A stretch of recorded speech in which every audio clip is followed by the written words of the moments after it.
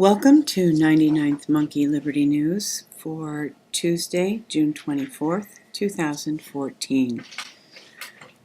Yesterday, due to circumstances beyond my control, I was not able to produce a 99th Monkey News video, and I probably won't be able to tomorrow, but then things will very quickly get back to normal. The first article that I have for today is from SOT.net. Double standard, Apple implements the same anti-tracking technique used by Aaron Swartz, for which he was criminally prosecuted. And this is an interesting article, kind of nuanced. Ostensibly, Apple is doing this to increase security for iPhone users. It's the whole picture is interesting. The whole article is interesting, and it's difficult to summarize because there is this aspect that they are using the same technology that Aaron Swartz was criminally prosecuted for. And there is also the aspect that Apple is saying that they're doing this to protect the security of users. But of course, there are still wide gaps in security for users, even when this technology is included. So these are very interesting times. As this article states, this is a Band-Aid, and someone who is seriously injured does not use a Band-Aid, meaning that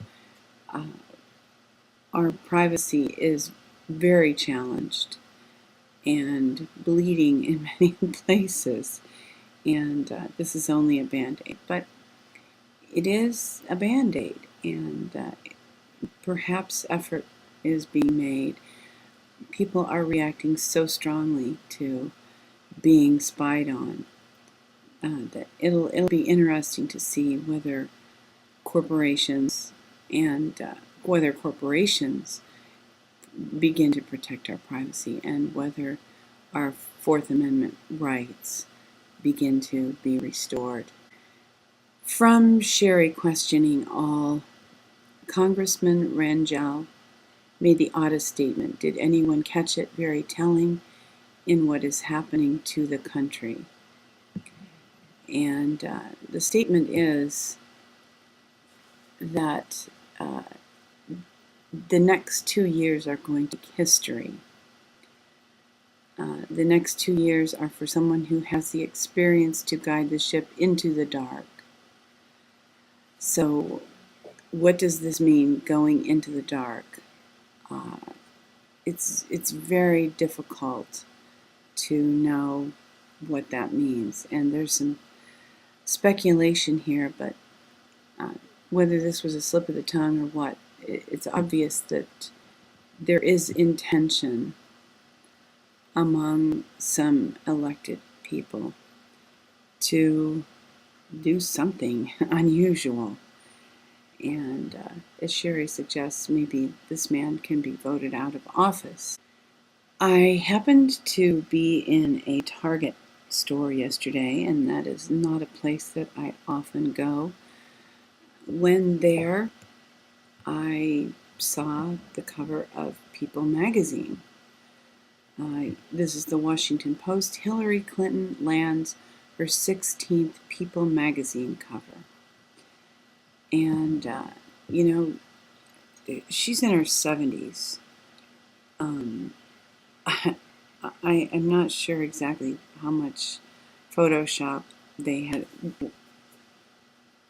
ability somebody had to apply to accomplish this. But here's some evidence that she is being heavily promoted. And as Fritz Springmeier has delivered the news that William Van Dyne purportedly the king of the world, has stated that Hillary will be the next president. And even in talking and thinking about the illegal immigrants being brought into the country, uh, that Alex Jones has talked so much about, that the immigration people have actually facilitated their being brought in and paid for their transport and so on. Um, it seems, I mean, what I see in them doing that, like, why are they doing that? And Alex Jones has a lot of general suggestions, but I'm specifically wondering if they are trying to bring in enough people to um, to tip the elections. Even if Americans are beginning to wise up, all these immigrants will uh, feel an obligation to the people who brought them in, and I imagine, there will probably be some way to keep in touch with them.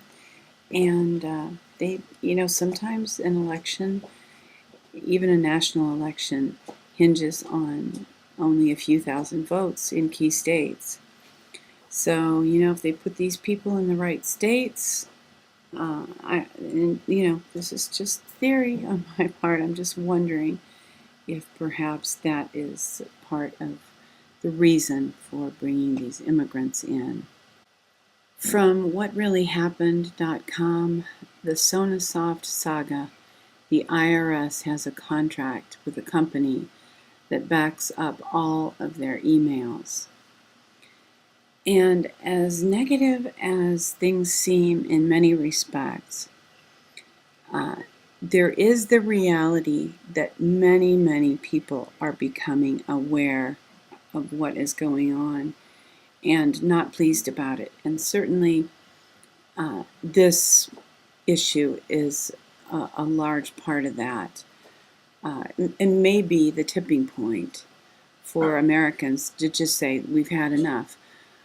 There are so many aspects of what the IRS has done. First of all, allowing politics to dictate who is audited. I mean, that in itself, that absolutely happened. There was proof of that. Now, suddenly, all these emails have disappeared. And, people have made jokes about this, but I just have to say it. What if we all just wrote on our 1040 next April, sorry, I had a computer freeze and I lost my records? I think, I would hope that maybe millions of people would do that. And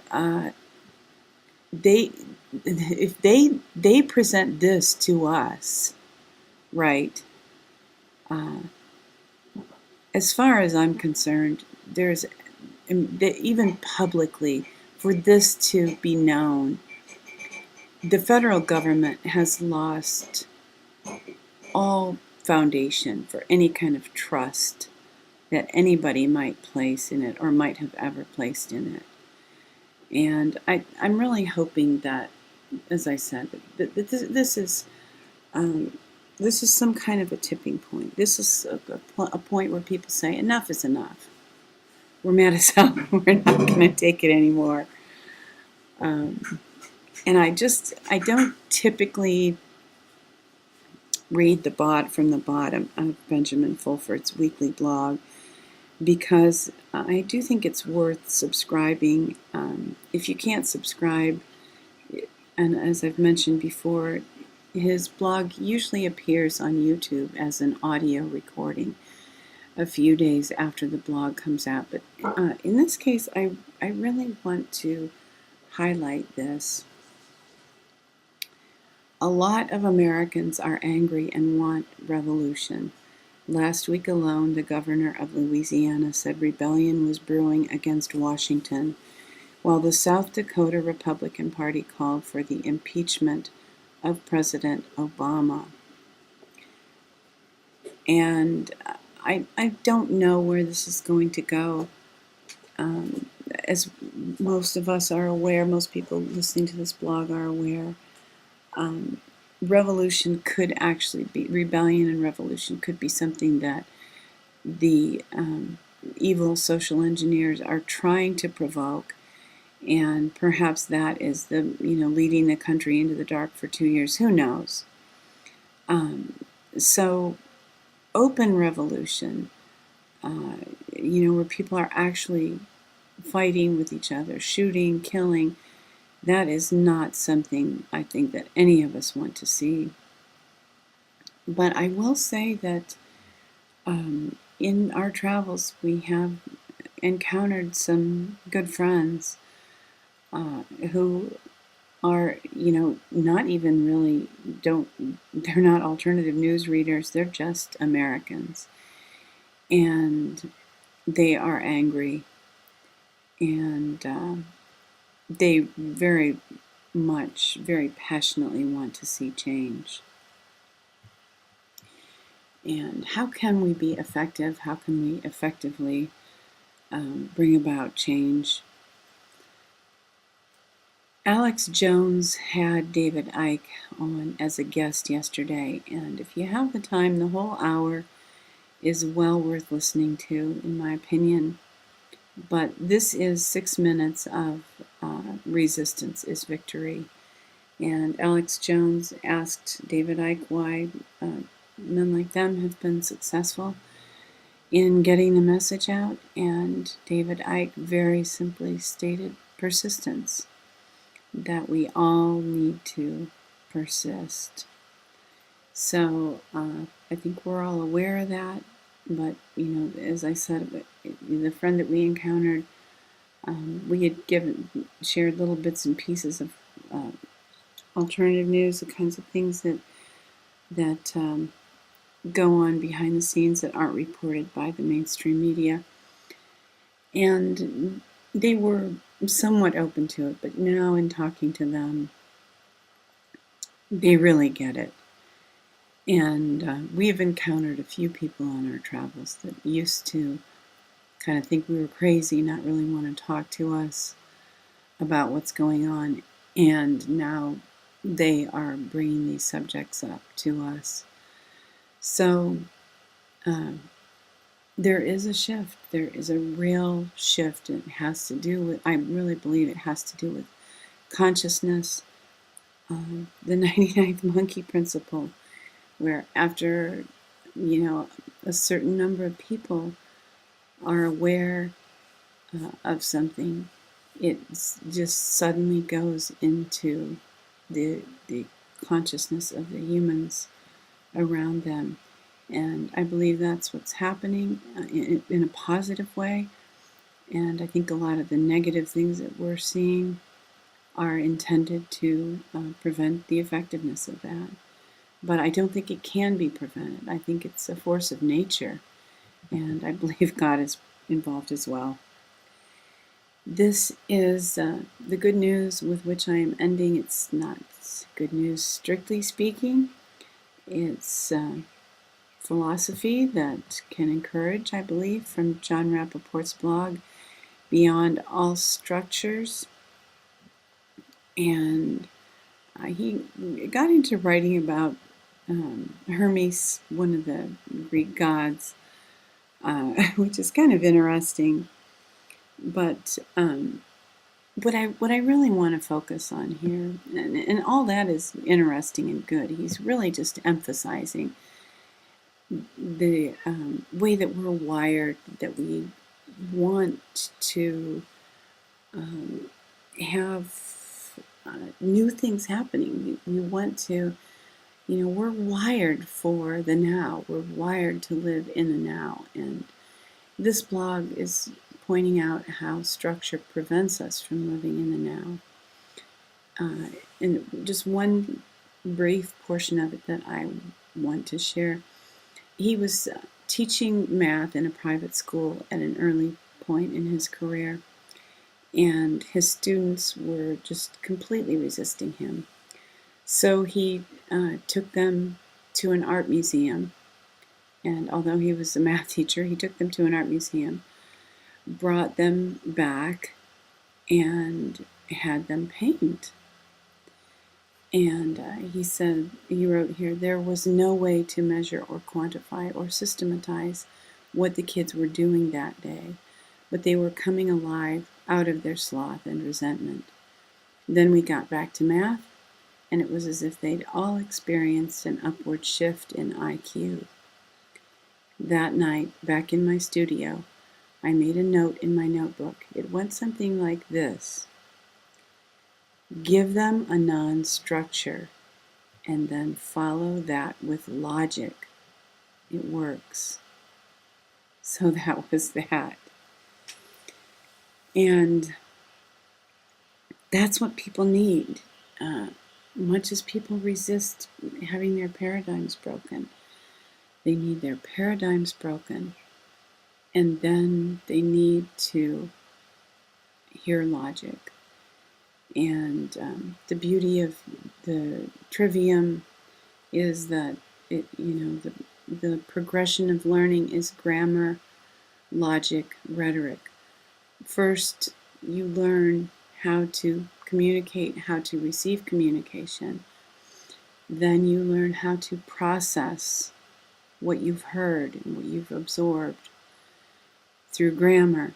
And then rhetoric, you learn to communicate the conclusions at which you have arrived. And so logic is crucial. And I think when we can use the trivium kind of consciously as we communicate with people, we can become a lot more effective, and the tipping point will be reached even sooner. Thank you for tuning in for today's 99th Monkey Liberty News. Weeping may endure for a night, but joy comes in the morning. Hoping that you will love one another, take care, and enforce the Bill of Rights.